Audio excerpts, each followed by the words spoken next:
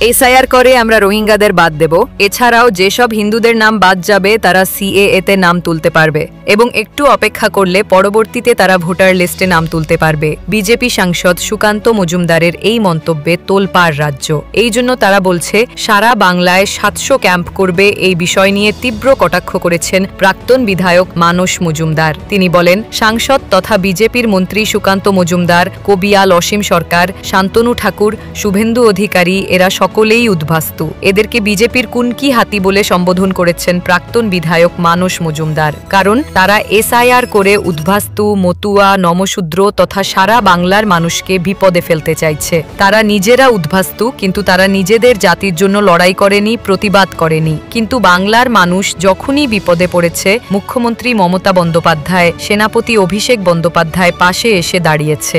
এক্ষেত্রেও তার অন্যথা হয়নি। এসআইআর হলে যে বাংলার মানুষ বিপদে পড়বে তা বুঝতে পেরে সবার আগে মমতা বন্দ্যোপাধ্যায় রুখে দাঁড়িয়েছেন। তিনি বলেছেন যে এসআইআর এ যদি একটাও বৈধ ভোটারের নাম বাদ যায় তাহলে আমরা ছেড়ে কথা বলবো না, এবং এই এসআইআর এর ভয়াবহতা নিয়ে দীর্ঘদিন ধরেই প্রতিবাদ জানিয়ে আসছেন এবং সাধারণ মানুষদের সতর্ক করে আসছেন প্রাক্তন বিধায়ক মানস মজুমদার। তিনি বলেন, কেন্দ্রীয় বিজেপি সরকার তার বাংলার নেতাদের কুনকি হাতি হিসাবে ব্যবহার করে সমগ্র বাঙালি জাতিকে শেষ করতে চাইছে এই এসআইআর এর মাধ্যমে। তাই এদের থেকে সমগ্র বাঙালিকে সতর্ক থাকার আবেদন করেছেন মানস মজুমদার। প্রথমেই বলি, এই সুকান্ত মজুমদার বলুন আর কবিয়াল অসীম সরকার বলুন আর শান্তনু ঠাকুর বলুন, এরা হলো বিজেপির কুনকি হাতি। মানিক ফকিরের কথায়, বিশিষ্ট কবি সাহিত্যিক, যিনি এসআইআর এর উপর কাজ করছেন। কুনকি হাতি হলো হাতি ধরার জন্য ব্যবহার করা হয়, মানে হতো একটা সময়, এখনো হয়। বনাঞ্চল এলাকায় কুনকি হাতিকে হাতি ধরার জন্য ব্যবহার করে ফরেস্টের লোকজন। তো এই যারা এই সুকান্ত মজুমদার বলুন, তিনি বিজেপির একজন মন্ত্রী, একজন সাংসদ, কবিয়াল অসীম সরকার বলুন, শান্তনু ঠাকুর বলুন, শুভেন্দু অধিকারী বলুন, এই যে কজন নেতার নাম বললাম, এই চারজনই কিন্তু উদ্বাস্তু, কোনো না কোনো দিক দিয়ে উদ্বাস্তু। শুভেন্দু অধিকারীর মা যেমন 60 সালে বলেছে এক কাপড়ে পালিয়েছে, শুভেন্দু অধিকারী নিজে বলেছে। কারো মা বাবা একজন অবৈধ হলে পরে তার সন্তান ভারতবর্ষের নাগরিকত্ব আইনে অবৈধ। আমরা শান্তনু ঠাকুরকে জানি। শান্তনু ঠাকুরের দাদু, তিনি 1952 সালের আগে পূর্ববঙ্গ থেকে পশ্চিমবঙ্গে এসেছিলেন, দেশ স্বাধীন হওয়ার আগে এসেছিলেন, এবং দেশ ভাগ হওয়ার ক্ষেত্রে, বাংলা ভাগ হওয়ার ক্ষেত্রে তার ভূমিকা আছে। যে কজন নেতা বাংলা ভাগের পক্ষে ছিল তার মধ্যে শান্তনু ঠাকুরের দাদুও বাংলা ভাগের পক্ষে ছিলেন। কবিয়াল অসীম সরকার, তিনিও উদ্বাস্তু। তো এই যে কজন নেতা সবাই উদ্বাস্তু, কিন্তু এই উদ্বাস্তুরা আজ পর্যন্ত উদ্বাস্তুদের বাঁচানোর জন্য কেন্দ্র সরকারের কাছে দাবি রাখতে পারলো না যে আজ পর্যন্ত কংগ্রেস সরকার যে আইন তৈরি করেছিল নাগরিকত্বের, সেই আইন শর্তযুক্ত 6 বি ধারায় তৈরি হয়েছে, এবং বিজেপিও ক্ষমতায় এসে সিএ দেবো সেই 6 বি ধারায় সিএ তৈরি করেছে, যেটা শর্তযুক্ত, যেটা সব উদ্বাস্তুর পক্ষে সেই শর্ত পূরণ করে নাগরিকত্ব পাওয়া সম্ভব নয়। তাহলে কি করা দরকার ছিল? এই আইন পূর্বের কংগ্রেস সরকারের আইন আর পরবর্তী সময়ে এনডিএ সরকার যে সমস্ত আইন তৈরি করেছে, সেই সমস্ত আইন বাতিল করে একটা নতুন সিএ দরকার ছিল, যেটায় কোনো শর্ত থাকতো না, যেটা সব উদ্বাস্তুরা সিএ পেতে পারত।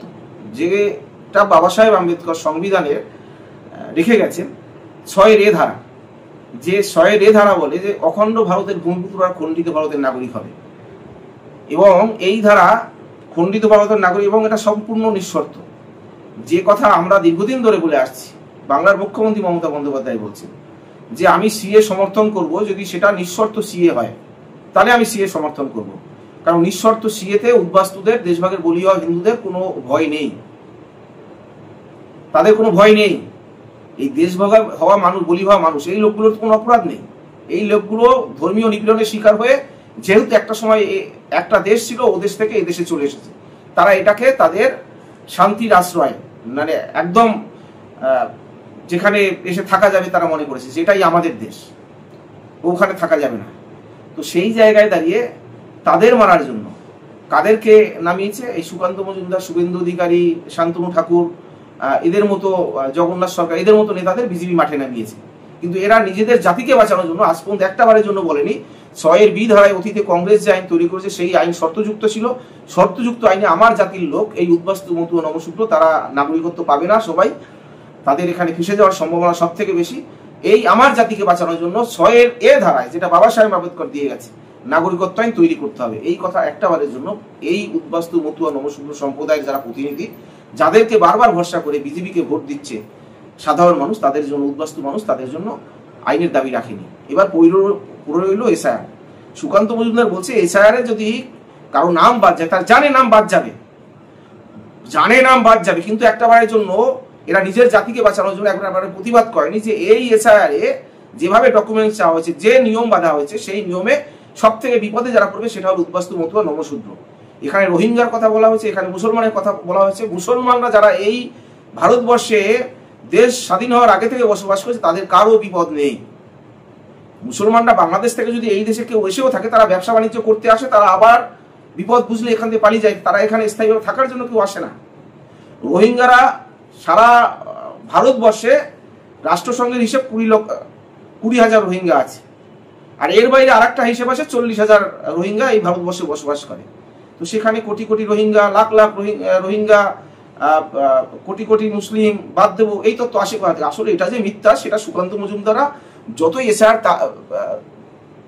শুরু হওয়ার দিকে যাচ্ছে বুঝতে পেরেছে, এবং সেই জায়গায় দাঁড়িয়ে তারা সত্যি কথাটা বলে ফেলছে যে এসআইআর যদি কারো নাম বাদ যায়, তাহলে তারা সিএতে আবেদন করুক, সিএ আবেদনের মাধ্যমে তারা পরবর্তী সময় ভোটার লিস্টে নাম তুলতে পারবে। এ তো জেনে শুনে কাউকে মরণ কুয়ায় ঠেলে ফেলে দেওয়া সুকান্ত মজুমদার। সে জানে এই সিএ, যে সিএ কথা তারা বলছে, এই সিএ 6(b) ধারায় তৈরি, শর্তযুক্ত। এই সিএ ঘোষিত বিদেশি আর কে বৈধ নাগরিক, এটা শনাক্তের আইন। এই সিএতে সবাই নাগরিকত্ব পাবে না, তারা জানে, জেনে শুনে এই একই কথা বলছে, শুধু নিজেদের মসনদ ঠিক রাখার জন্য, নিজেদের ক্ষমতা দখলের জায়গাটা ঠিক থাকে। কিন্তু তারা এই উদ্বাস্তু, মতুয়া, নমশূদ্রদের শেষ করে যে এই সুকান্ত মজুমদাররা ক্ষমতায় টিকে থাকতে পারবে না, এটা সুকান্ত মজুমদার এখনো বুঝতে পারেনি। আমরা সেই জায়গায় দাঁড়িয়ে বলছি যে সুকান্ত মজুমদার যে কথা বলছে, এটা উদ্বাস্তু, মতুয়া, নমশূদ্র সম্প্রদায়ের মানুষকে আরো বিপদে ফেলার কথা, ভয়ঙ্কর কথা বলছে, ভয়ঙ্কর কথা বলছে। একটা বারের জন্য সুকান্ত মজুমদার, শুভেন্দু অধিকারী, কবিয়াল অসীম সরকাররা বাঙালির শত্রু, মতুয়া, উদ্বাস্তু, নমশূদ্রের শত্রু বলতে পারছে না যে আমরা সিএ তৈরি করার জন্য কেন্দ্র সরকারকে চাপ দেব 6(a) ধারায়, যেটা নিঃশর্ত হবে।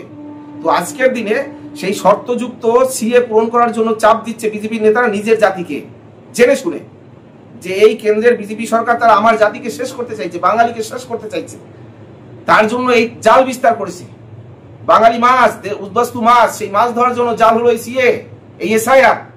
সেই জালে করে যারা অবৈধভাবে এদেশে এসে বসবাস করছে, যাদেরকে মমতা বন্দ্যোপাধ্যায় বলছেন যে বৈধ নাগরিক, যারা দেশভাগের বলি হয়ে এখানে এসে বসে, যাদের ভোটার কার্ড আছে, আধার কার্ড আছে, চাকরি বাকরি করে জায়গা জমি আছে, তাদেরকে ঘোষিত বিদেশি বানানোর চক্রান্ত করছে। আর আরেকটা ফাঁদ পাতার জন্য সুকান্ত মজুমদার বলছে এসআইআর জানে বাদ যাবে। এতদিন বলছে রোহিঙ্গা ধর্ম, মুসলমানের কোনো ক্ষতি হবে না, তারা 52 সালে বাপ ঠাকুরদার নাম দেখিয়ে দিতে পারবে। কিন্তু উদ্বাস্তুরা 90 থেকে 95% উদ্বাস্তু, তারা বাপ ঠাকুরদার নাম 1952 সালে ভোটার লিস্টে দেখাতে পারবে না। এবং যে ম্যাপিং, সেই ম্যাপিং এর 25-এর সাথে 2002 সালের ভোটার লিস্ট, সেখানে 25,000 নাম আছে। 2002 সালে ভোটার লিস্টে বাপ ঠাকুরদার কারো নাম না থাকলে তারা ম্যাপিং মেশিনে এসআইআর এর যে লিস্ট, সেই লিস্টে বাদ যাবে তাদের নাম। তো এই ভয়ঙ্কর জায়গায় শুভেন্দু অধিকারী, সুকান্ত মজুমদাররা যে কথা বলছে, সুকান্ত মজুমদার যে এসআইআর এ বাদ গেলে সিএতে আবেদন করিয়ে ভোটার লিস্টে নাম তুলবে, এটা বাঙালি মারার জন্য জাল বিস্তারের সামিল, বাঙালিকে মারার চক্রান্ত।